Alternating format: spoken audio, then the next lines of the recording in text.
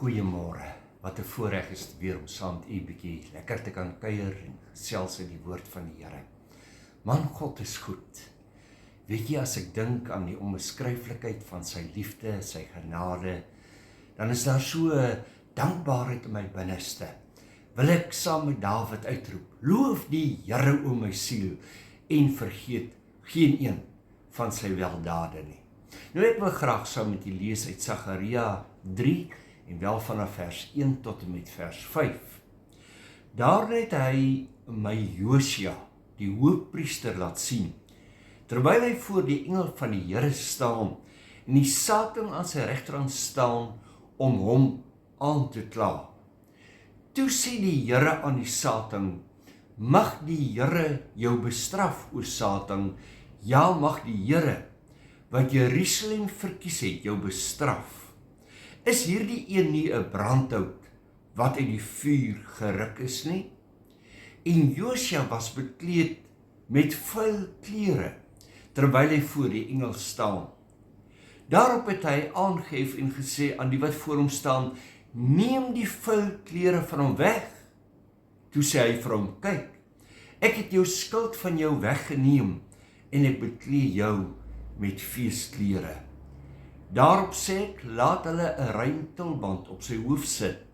En hulle het die rein tulband op sy hoof gesit en hom die klere aangetrek, terwyl die engel van die Here daarby staan. Tot sover. Ek wil dan graag vanmôre met u gesels rondom hierdie gedagte, 'n benarde posisie. Ek is seker in jou lewe was daar al oomblikke gewees dat jy jouself in 'n benarde posisie bevind het.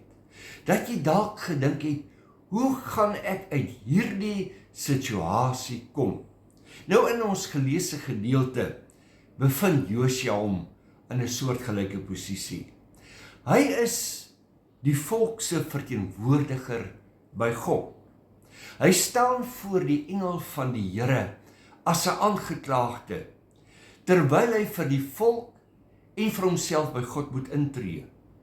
Dit wil voorkom asof die aanklaer Satan 'n waterdigte saak het. Josia se klere is vuil. Die vuil klere verteenwoordig sy eie sonde sowel as die van die volk. Ek dink dat Satan heel waarskynlik God daarop gewys het. Van alles waaraan die volk skuldig was, sowel as waarin Josia skuldig was. Die aanval is persoonlik van aard en dit het ten doel om die verhouding tussen Josia en God nadelig te beïnvloed.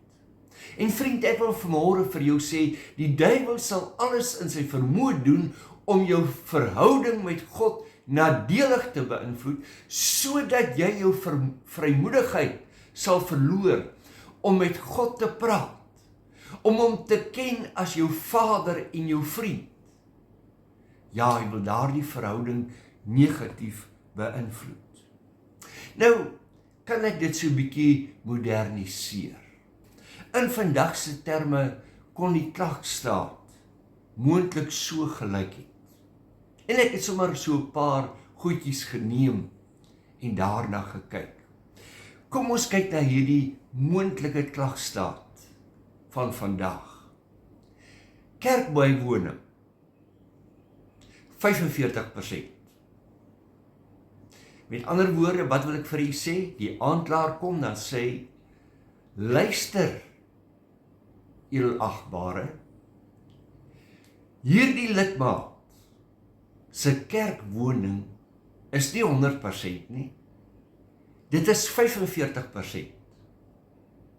Ek wonder, as jy aan jouself 'n punt daar moet toeken, wat sal jou persentasie wees?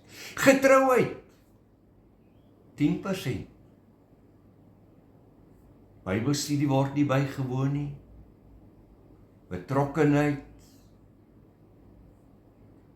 Betrokkenheid, kom ons maak dit baie. 5%. Gebed 1,5%. Nou mag jy dadelik vir my sê, ek bid baie meer as dit. Werklik? Weet jy dat 1,5% is so plus minus 21 minute en 10 sekondes van die dag? Ek vra vir jou, bid jy wel 21 minute op 'n dag? Die klagstaat is eintlik verdoemend. Tyd wat gespandeer word aan die woord van die Here, 1%. Verhoudings, man teenoor vrou en kinders en familie, vriende, werk, kom ons maak dit baie, ons sê 51%. Taalgebruik, ja, kom ons maak dit 50%. Nou sê die aanklaer, ek dink, u sal met my saamstem, dat hy of sy nie eintlik verdien om in 'n verhouding met u te staan nie. Hierdie klagstaat is verdoemend. Dit spreek van die gebrokenheid en die stikkendheid van die mensdom. Dan wil ek vir jou sê vanmôre, vriend, die woord sê, almal het gesondig. Ons almal sit met 'n klagstaat, Romeine 3:23. Ook jou kleed en my kleed is vuil. Dit laat ons in hierdie benarde posisie, want ek as mens kan niks doen om die vuil kleed te verwyder nie. Ek kan nie daarvan ontslae raak as mens nie. Ek wonder of u gehoor het ons geleesde gedeelte, dat Josua het tog nie 'n woord geuiter nie. Hy is skuldig. Ek en jy staan skuldig voor die Here. Die aanklaer sal alles in sy vermoë doen om jou en my aan te kla. Sien, Josua is onder die wet aangestel. Die wet wys die mens se oortreding uit. Daarom staan die duiwel gereed met hierdie klagstaat om Josua te verhinder om as priester op te tree. Kom, ek stel dit so vanmôre. Die duiwel sal alles in sy vermoë doen om jou te verhinder om jou volle potensiaal in die Here te ontdek en daarvolgens te leef. Hy wil jou beroof van jou vrymoedigheid. Hy wil vir jou sê jy's niks werd, jy's 'n mislukking. Dan, so in die hofsaal, hoor ek in my gees almal sê, skuldig. Maar dan word daar 'n stem hoorbaar, met meer autoriteit as die van die aanklaer. Dit is 'n stem van liefde, van genade, van vryspraak. En die stem sê, neem die vuil klere van hom weg. Toe sê hy vir hom, kyk, ek het jou skuld van jou weggeneem. Weet jy, wanneer ek dit lees, dan wil ek sommer uitroep, halleluja, prys die Here vir God se liefde en God se genade. Hy sê, en ek beklee jou met feesklere. Ek neem jou skuld van jou weg. Ek neem jou oortredinge van jou weg. Jy sien, dit is nie die aanklaer wat die laaste sê in die saak het nie. Nee, die woord van die Here sê, God het die laaste sê. Die groot ek is. Die onveranderlike God. 'n Vader en 'n vriend. Die onvergelykbare God, groot van liefde en genade. Hy stuur sy seun om met hierdie klagstaat van jou en van my ons skuld te kom deel. Hoor wat sê Kolossense 2:14. En die skuldbrief teen ons, wat met sy insettinge ons vyandig was, uitgedelg en weggeruim het, deur dit aan die kruis vas te naal. Dis wat Jesus Christus vir jou en my kom doen het.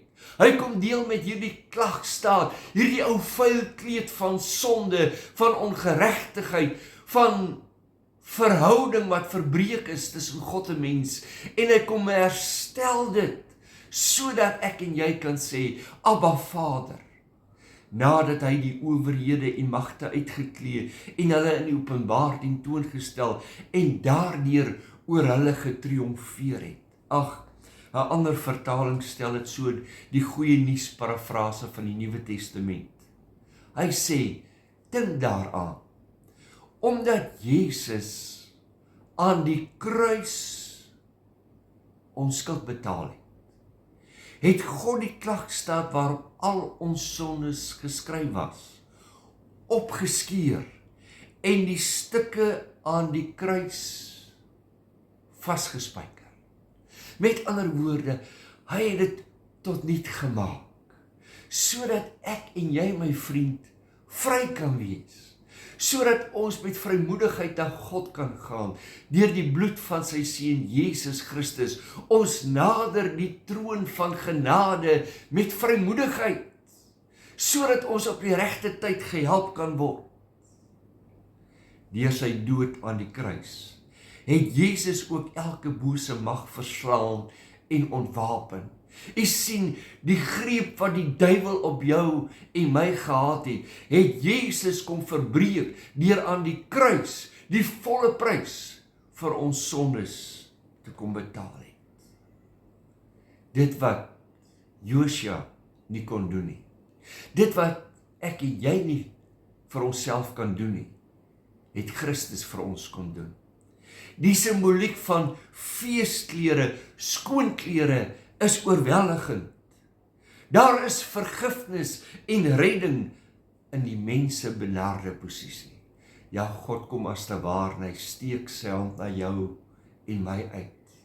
Hy neem ons by die hand, en hy sê, kom na my toe, almal wat vermoeid en belas is. Jy wat my nodig het, my seun, my dogter, ek skenk aan jou my liefde, my genade, my guns. Ek bring vir jou redding, ek bring vir jou hoop. Ek wil hê dat een verlore moet gaan nie, maar dat almal gered moet word. Jesaja 1:18. Kom nou en laat ons die saak uitmaak, sê die Here. Al was julle sondes so skarlaken, dit sal wit word so sneeu.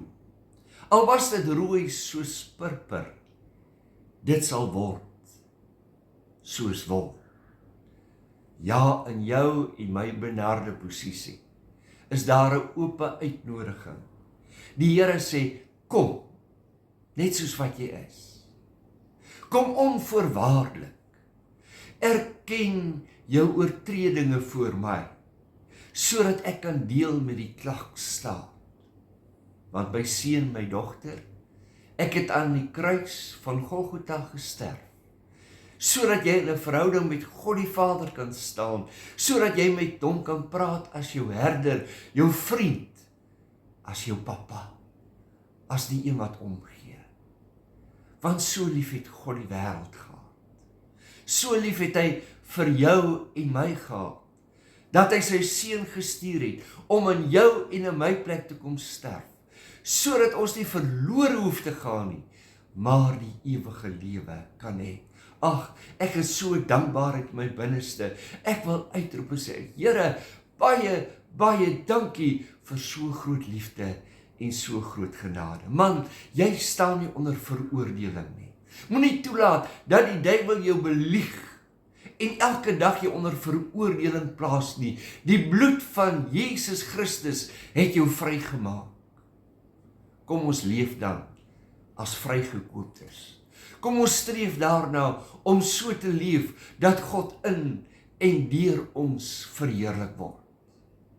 As ons dan in alle eerlikheid na die klagstaat sou kyk, ja, Christus het daarmee gedeel, maar as daar dan 'n persentasie is, kom ons werk aan daardie persentasie, want dit sal vir jou beloning wees aan die einde van jou lewensreis, hier op aarde, wanneer ons voor God staan en hy vir ons sê, mooi so, goeie en getroue diensknegt en diensmaagd.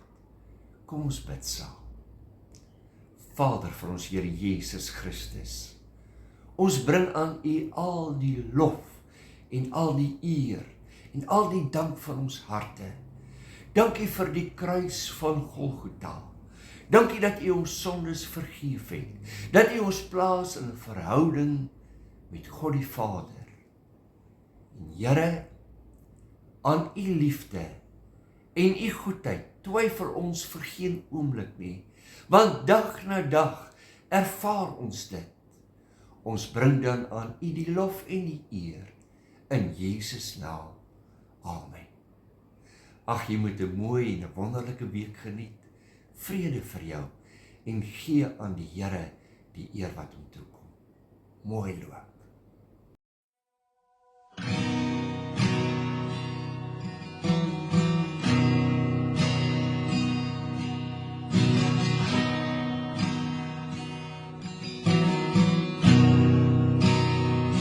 I love you, Lord, for your mercy never fails me. All my days I've been held in your hands. From the moment that I wake up till I lay my head, I will sing of the goodness of God. 'Cause all my life you have been faithful, and all my life you have been so, so good. With every breath that I am able, I will sing of the goodness of God. I love your voice.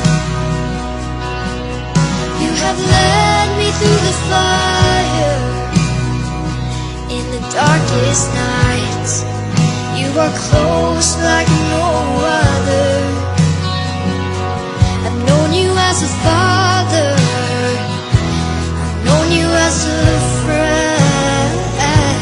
I have lived in the goodness of God, yeah. 'Cause all my life you have been faithful, and all my life you have been so, so good. With every breath that I am able, I will sing of the goodness of God, yeah. Your goodness is running after, it's running after me. Your goodness is running after, it's running after me. With my life laid down, I'm surrendered now. I give you everything. Your goodness is running after, it's running after me.